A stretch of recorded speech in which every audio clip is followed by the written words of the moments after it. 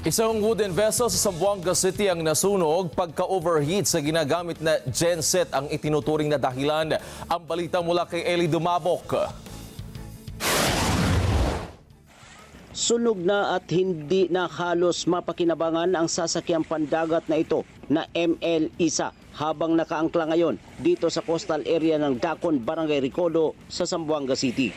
Inabutan ng news team ang tuloy-tuloy na pagkilos sa mga tauhan ng Coast Guard Zamboanga para tuluyang mapatay ang apoy sa loob ng ML Isa.